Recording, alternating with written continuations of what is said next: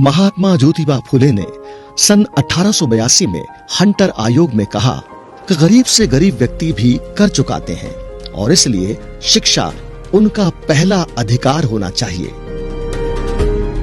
गांव की परिधि के बाहर खानाबदोश जनजातियों को हजारों वर्षों से समाज के लिए विभिन्न भूमिकाएं निभाते हुए देखा गया है। वडार उन्हीं में से एक हैं। प्राचीन भारत की धरोहर, हमारे मंदिर हों या फिर हमारे इतिहास और पुरखों के शौर्य के प्रतीक हमारे किले, सभी को बनाने में वडार जनजाति का अमूल्य योगदान रहा है। कौन है ये वडार? अपनी बुद्धि और शक्ति के बल पर 1 टन का पत्थर उठाने की हिम्मत रखने वाले और बिना सीमेंट के सैकड़ों साल तक चलने वाली इमारत को गढ़ने वाले हैं ये वडार। ये अपने आप को सम्राट अशोक के वंशज मानते हैं। वे कड़ी धूप में भी हथौड़े चलाते रहते हैं और पत्थरों से निकलने वाली धूप में लगातार काम करते रहते हैं। शक्ति के उपासक हैं और पत्थरों पे काम कर भगवान बनाने की कला इनके हाथों में बसती है।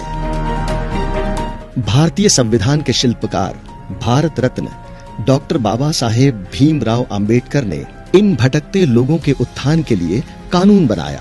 संविधान की धारा 46 में अनुसूचित जाति, अनुसूचित जनजाति और अन्य कमजोर वर्गों के शैक्षणिक और आर्थिक हित का पूरा ध्यान रख इन्हें सुरक्षित किया गया है। शरणार्थियों को सम्मान मिला, उनकी कॉलोनियां बनी। उस तरह से हमारे वडर समाज की कॉलोनियां नहीं बनी, क्योंकि वो कूड़ा कचरा समझ रही सिस्टम और उनको सम्मान नहीं दे रही है।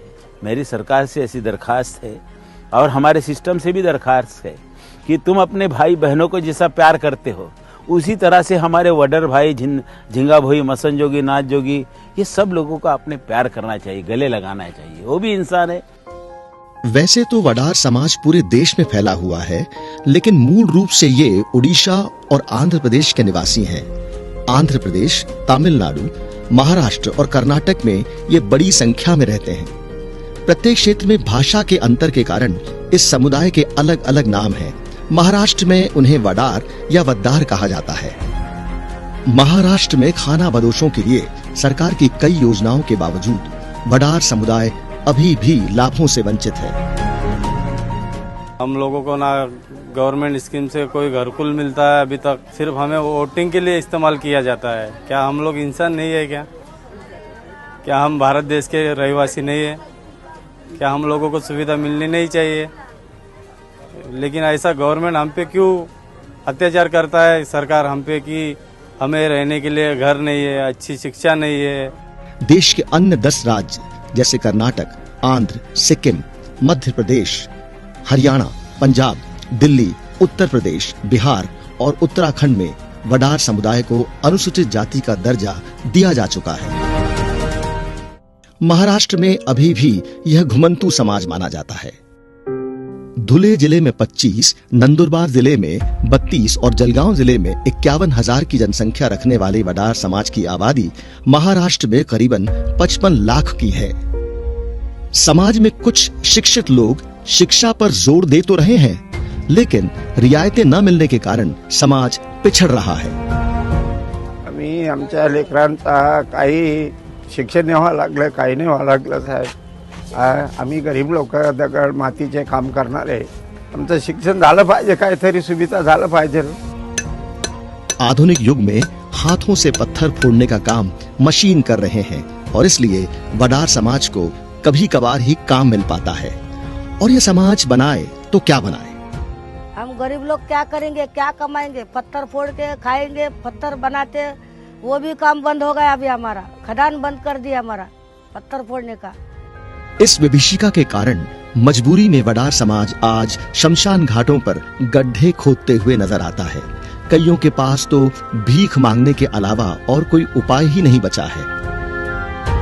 महाराष्ट्र में वडार विमुक्त जाति यानी एंटी नोमैडिक ट्राइब में शामिल है।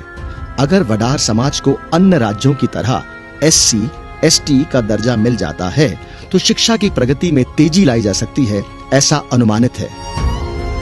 वडार समुदाय खुद समाज की मुख्य धारा से जुड़ने का प्रयास निरंतर कर रहा है, जिसके लिए महाराष्ट्र में वडार समुदाय के लिए एक स्वतंत्र विकास निगम गठित किया जाए, ऐसी मांग बार बार की जा रही है। हमारी ऐतिहासिक धरोहर के निर्माण में अहम भूमिका निभाने वाले वडार समाज के पुनर्निर्माण की आज आवश्यकता है, जिसके लिए संगठित प्रयासों की जरूरत है, ताकि यह समाज भी अपने कला गुणों और क्षमताओं के साथ मुख्य प्रवाह में आकर देश की विकास यात्रा में अपना योगदान दे सके, ठीक उसी तरह जिस तरह इतिहास में दिया था।